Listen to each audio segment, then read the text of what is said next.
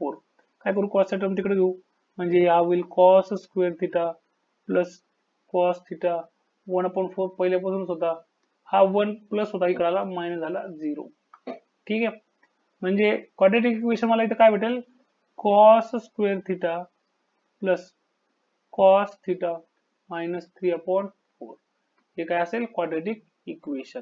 आणि cos theta असेल variable, म्हणजे कॉस थिटाची व्हॅल्यू मी डायरेक्टली कसं सांगू शकतो, minus b that is 1 plus minus square root of b square that is 1 minus 4 times a ची व्हॅल्यू आहे 1, सी ची व्हॅल्यू आहे आता मायनस 3/4 आहे, याला मी डायरेक्ट 3/4 लिहितो डिवाइडेड बाय 2a.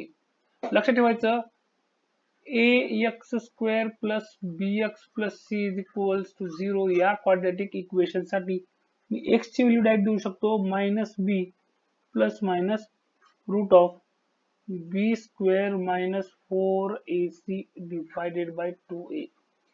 इथे लक्षात येते काय केलं आपण, हा मायनस आहे, ज्या वेळेस आपण जनरल फॉर्म घेतो किंवा जनरल इक्वेशन घेतो त्यावेळेस प्रत्येक टर्म ही प्लस कन्सिडर केली जाते.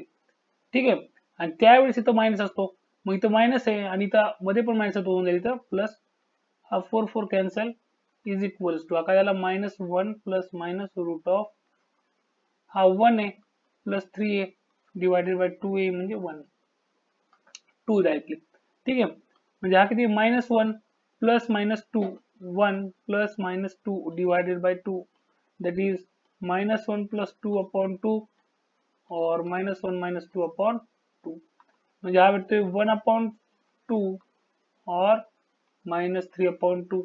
आता minus 3 upon 2 म्हणजे हा होतोय minus 1 सॉरी minus 1.5, पण cos त्याची व्हॅल्यू ही जास्तीत जास्त सॉरी minus 1 to plus 1 लायक, म्हणजे हे सोल्युशन नसणार आहे.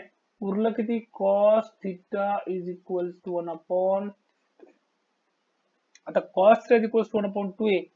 मला माहिती आहे cos theta पॉझिटिव्ह कुठे राहतो, फर्स्ट क्वाड्रंट मध्ये आणि फोर्थ क्वाड्रंट मध्ये, या दोन क्वाड्रंट मध्ये cos theta पॉझिटिव्ह असतो. आता थिटाची व्हॅल्यू किती होती माझ्याकडे इथे, पाय अपॉन 3, ही जनरल व्हॅल्यू झाली. ठीक आहे, ही जनरल व्हॅल्यू झाली. आता फक्त फर्स्ट क्वाड्रंटच येतात आपण, त्याच्यामुळे जनरल व्हॅल्यू काय होईल, कोणत्या ऍक्सिसला ऍड होईल, 0 ला.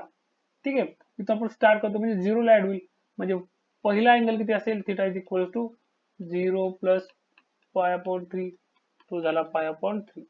आता सेकंडला ज्या वेळेस आपण इथं रीच करणार त्यावेळेस किती राहणार, अँगलला 2 पाय. ठीक आहे, आणि आपण आता अँगल मेजर करणार, एक तर पहिला अँगल घेतला आपण अँटी क्लॉकवाईज मध्ये, अँटी क्लॉकवाईज मध्ये प्लस होता म्हणून प्लस घेतला. आता क्लॉकवाईज मध्ये घेताना 2 पाय. ठीक आहे, theta is equals to 2 pi minus, आता मायनस का घेतला आपण, कारण क्लॉकवाईज मध्ये घेतोय.